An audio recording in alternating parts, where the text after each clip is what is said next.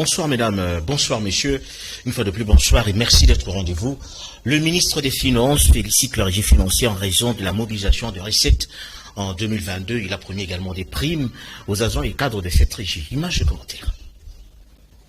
L'ordre du jour portait sur l'évaluation des niveaux de recettes du 1er janvier au 10 mars 2023 et les principales réformes de l'année 2023. L'instauration de la facture normalisée et des dispositifs électroniques fiscaux, la déclaration récapitulative des revenus de personnes physiques, le déploiement du logiciel Logirad, la réforme de la traçabilité des droits d'accise et la réforme des jeux d'argent. Les recettes réalisées du 1er janvier au 10 mars 2023 sont de 363 milliards de francs congolais répartis de la manière suivante. 768,3 milliards CDF pour la DGDA, 1 000 milliards 124,8 milliards CDF pour la DGI et 469,8 milliards CDF pour la DGRAD. Le recette en février était de 2 000 milliards 122,9 milliards CDF. Comparé aux recettes de janvier et février 2022, le recette de la DGDA et de la DGI connaissent un accroissement respectivement de 25% et 13%. Il s'observe une stagnation au niveau de la DGRAD due principalement à l'organisation tardive de missions de contrôle qui ont débuté au dernier trimestre de l'année passée. De manière générale, ces niveaux de recettes restent satisfaisants étant donné que le mois de janvier et février constituent une période creuse en attendant le début des échéances qui débutent en mars pour la DGRAD et en avril pour la DGI. Après échange, le ministre des Finances a instruit les régies financières à continuer le recouvrement de différents dossiers contentieux dans le respect des procédures. Nicolas Kazadi a encouragé la DGDA à mettre en place les mesures prises pour la fraude douanière dans le secteur d'importation du carburant. Il a aussi insisté sur la nécessité d'avancer rapidement sur l'implémentation de différentes technologies qui soutiennent cette réforme. Nicolas Kazadi a également instruit tous les gestionnaires de ces différents projets pour que ces réformes débutent avant la fin de ce premier semestre 2023. Commencé à 11h15, la réunion a pris fin à 14h16.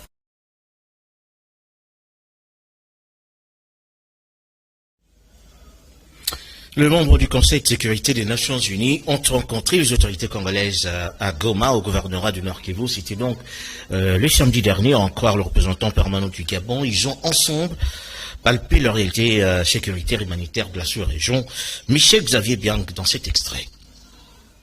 C'est par la ville de Goma que cette délégation a terminé ce dimanche 12 mars sa visite de 4 jours en République démocratique du Congo. Après avoir attendu et touché du doigt la situation sécuritaire et humanitaire alarmante dans l'est de la RDC, les deux chefs de délégation, c'est-à-dire le représentant du Gabon et de la France, ont fait le point sur leur mission au cours d'une conférence de presse à Goma. Concernant les incursions de l'armée rwandaise sur le territoire congolais aux côtés du groupe terroriste M23, l'ambassadeur de France à l'ONU a indiqué que le dossier est déjà en examen au niveau du Conseil de sécurité des Nations Unies. Il est clairement établi qu'il y a deux incursions du Rwanda au Nord Kivu, ce qui n'est pas acceptable, a souligné l'ambassadeur Nicolas de Rivière. Nous devons aider la République démocratique du Congo à faire face à la crise humanitaire causée par l'exploitation illicite de ses richesses, a souligné de son côté l'ambassadeur du Gabon Michel Xavier Biang. Autre sujet abordé, la stabilité de la sous-région, les prochaines élections en République démocratique du Congo et les implications régionales avec l'accord d'Addis Abeba qui, selon les diplomates gabonais, demeure la boussole qui doit conduire la communauté internationale ainsi que le processus de Nairobi et la médiation mandatée par l'Union africaine sous l'égide de l'Angola. Le dossier des incursions rwandaises en RDC est déjà en examen au Conseil de sécurité des Nations Unies, ce qui ressort du récent séjour de la délégation des Nations Unies au chef-lieu du Nord Kivu. Image et commentaire. À Goma et dans l'est de la RDC, là où la situation sécuritaire et humanitaire est des plus préoccupantes en RDC. Nous sommes venus avec un message clair pour les populations de la RDC et celles de l'Est de la RDC, leur dire que le Conseil de sécurité est là et que les populations ne sont pas seules. Nous venons d'avoir une interaction productive avec le gouverneur de la province du Nord Kivu, en présence du ministre de la Défense nationale et du ministre des Affaires humanitaires. Nous avons donné un aperçu de la situation sécuritaire et humanitaire. Ils nous ont exprimé les attentes des populations du Nord Kivu. Nous avons compris et nous allons continuer nos interactions avec les principaux acteurs sur place. C'est vraiment l'objectif de notre démarche, être sur le terrain, toucher du doigt les réalités sécuritaires et humanitaires. Tout à l'heure, et je l'ai donné tout à l'heure, notre message est que les Nations Unies, le Conseil de sécurité en particulier, est engagé pour la paix et la sécurité en RDC et particulièrement en est de la RDC. Et nous sommes disposés à être davantage engagés aux côtés des autorités de la RDC. Et c'est pourquoi nous sommes sur le terrain pour exprimer notre engagement ferme aux côtés des populations, du peuple de la RDC et de ses autorités. Bientôt, la campagne de porte-à-porte au mouvement de libération du Congo, l'initiative est de Rodolphe Mafuta, membre de ce parti qui a réuni autour de lui des militants qui ont fait leur adhésion au sein du parti cher à Jean-Pierre Bemba. Image de commentaire. Rodolphe Mafuta, président national de la nouvelle génération, une nouvelle structure au sein du mouvement de libération du Congo, a lancé ce dimanche 12 mars une campagne d'adhésion des nouveaux membres de la nouvelle génération dénommée Rejoignez-nous au MLC. Objectif, élargir la base du parti et fidéliser les nouveaux membres à travers la formation continue et leur participation au fonctionnement régulier du parti. Résultat attendu, l'opinion publique est mobilisée sur un certain nombre d'objectifs pour participer au pouvoir. L'opinion publique est formée et informée sur les choses qui leur permettront de maîtriser son environnement et de le transformer. 1000 personnes adhérant au parti et ils sont fidélisés. Principale activité de la campagne, porte à porte avec distribution des prospectus ou des pliants, réunions de mobilisation des couches de la population bien ciblées, séances de formation sur base de l'idéologie et des fondements du parti, le mouvement de libération du Congo, MLC. Participation de nouveaux membres aux actions d'enquête ou de sondage sur les conditions socio-économiques des populations de la localité. Durée de la campagne, 60 jours. L'activité a eu lieu le dimanche 12 mars au siège de la fondation Bomoko au quartier Matongé. Nous sommes à Kalamu. Tokanisaki malamu to lancer campagne ya adhésion oyo pour permettre MLC azwa ba adhérents ebele ba membres ebele pour que mukolo ya bataille électorale to remporter victoire mais to conquérir, to exercer le plus longtemps possible pouvoir na mboka oyo. Kala vraiment objectif principal yango wana to sali campagne rejoignez-nous au MLC pour une conquête et l'exercice du pouvoir et d'une manière permanente. Le bateau le 12 mars, le 12 mai, Potomema, 1000 personnes au Bakota Sikanakati à MLC afin que les affaires y aliboso.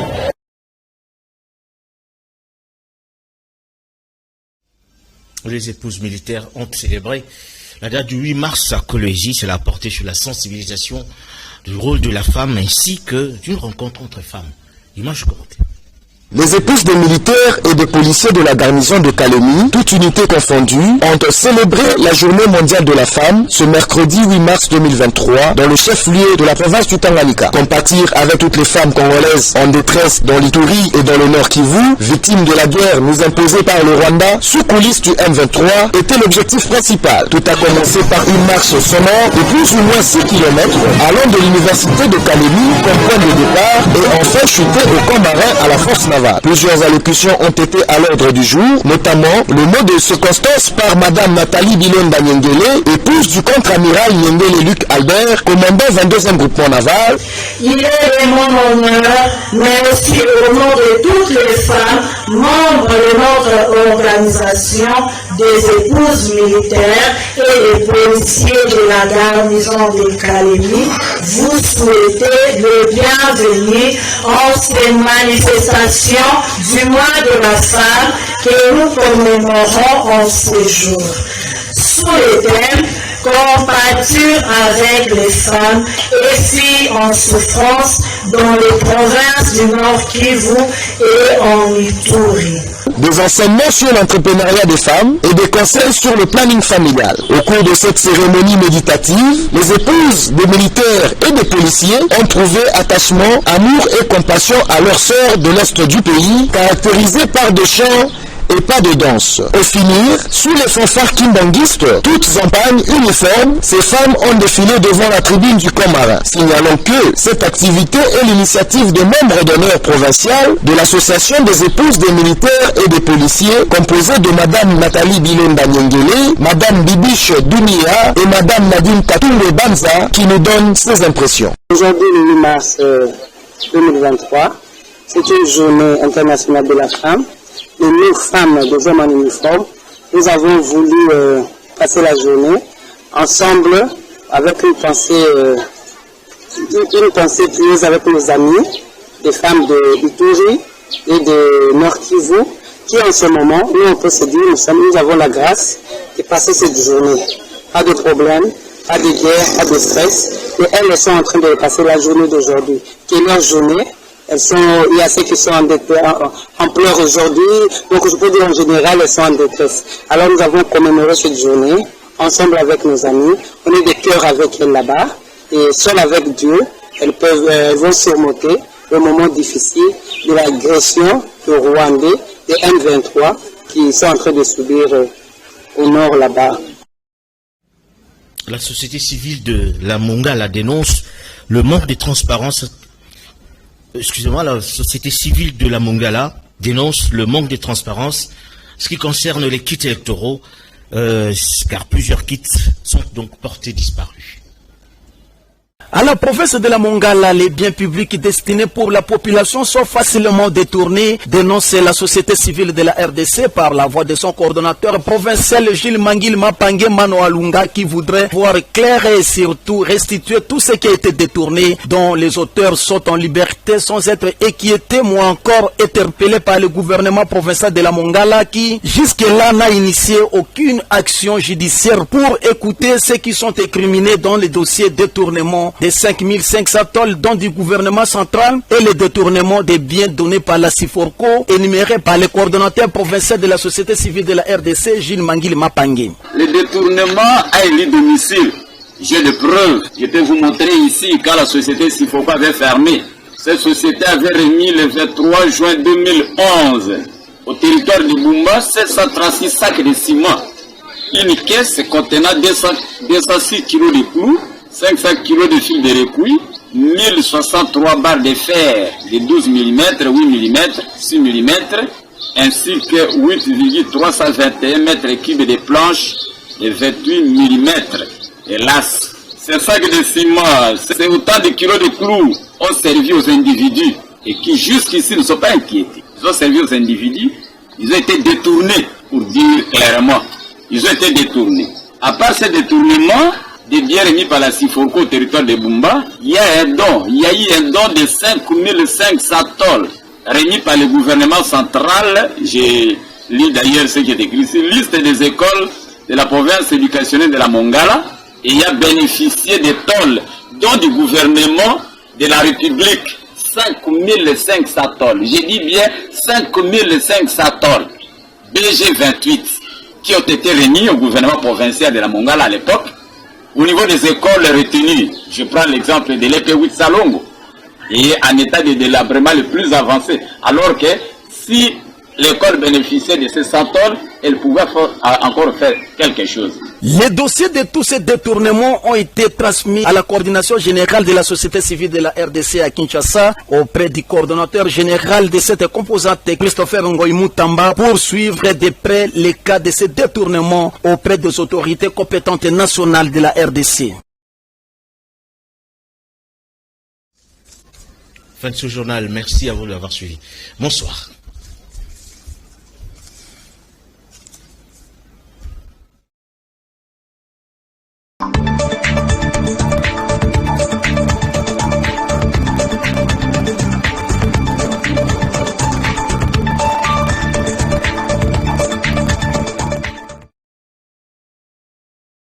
Ekuchu, Masombo, Mangaou, Kombe, Alenoka, Nishonoka ont la profonde douleur déformée aux amis, connaissances et aux ressortissants des grands Équateurs à Kinshasa, ceux de la province de la Mongala, Bumba, Lissala et Bongandanga. Le décès du général-major Michel Ekuchu Wanjanga, survenu à Kinshasa, à la clinique Ngaliema, des suites d'une courte maladie. Le gouvernement, par l'entremise du ministère de la Défense nationale et la famille de l'illustre disparu, sont à pied d'œuvre d'harmonisation et d'organisation des obsèques dignes à la taille de l'illustre disparu à une date qui sera communiquée ultérieurement. Entre-temps, les deux s'organisent à la résidence du général-major Michel Ekuchu Wanjanga, 6 quartier Efobake, avenue Ngando numéro 44, côté fleuve Congo, en allant vers Bibois dans la commune de Lancélé où un registre de condoléances a été ouvert quant à ce communiqué tient lieu de faire part